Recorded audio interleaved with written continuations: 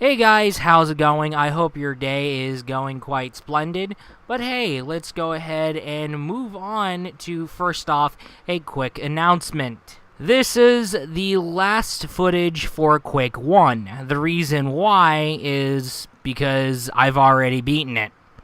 I've already went to the final boss, said hi to the final boss, fucked his ass up.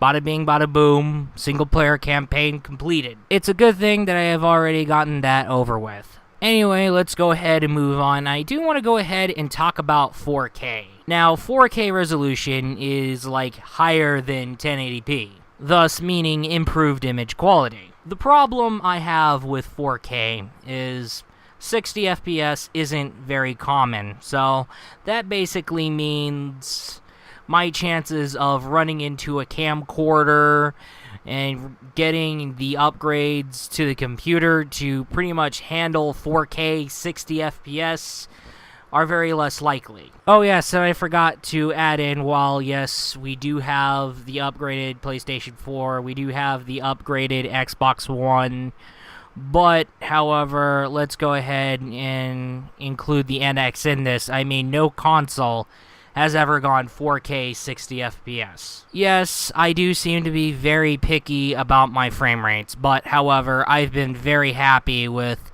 1080p 60 FPS. I love to see higher frame rates, especially in movies as well. I wish movies would pretty much achieve 60 frames per second. Also, when it comes to my videos, I make sure that all of my videos render at 60 frames per second. If I do run across a game on, like, say, PlayStation 2, like Serious Sam, The Next Encounter, where the game's going to run at 30 frames per second, because the PlayStation 2 has its limitations that keep the game from running Serious Sam at 60 FPS. So, sadly, there's nothing I can do except just roll with it. But pretty much I just go and record anyway. But however, I do go ahead and make sure that the video runs at 60 FPS still.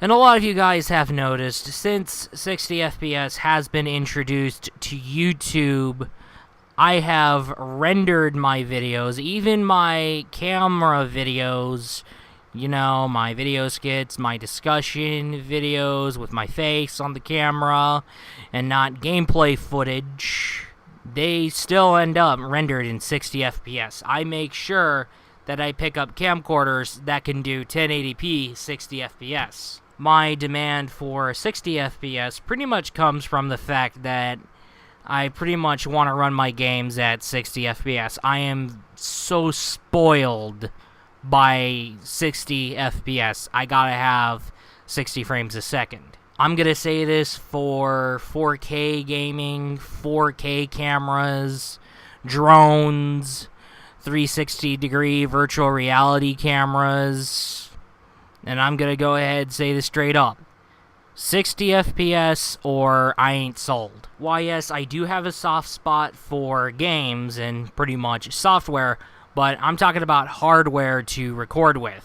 Why, yes, I do enjoy games, software, and movies that can run lower than 60 FPS. I'll be damn well satisfied with 30 FPS rather than 15 FPS. But, however, when it comes to making content, I want to see 4K 60 FPS. So, basically, it may be a long time. So, you're not going to be seeing 4K videos from me until I see 60 FPS on 4K resolution. Yes, I am spoiled with 60 FPS, but I can still enjoy below 60 FPS and still enjoy 30 FPS. Because I know for a fact that there was nothing we can do at the time. The technology for that hasn't been provided at the time. Of course, from retro to present, we have gotten lucky, and even on consoles, we have gotten 60 frames a second gameplay. But, however, other games where they become, well, let's just say, demanding for their targeted system specs, let's say that, 60 FPS ain't happening, and around that time, the technology for that demanding game to run 60 FPS is not present.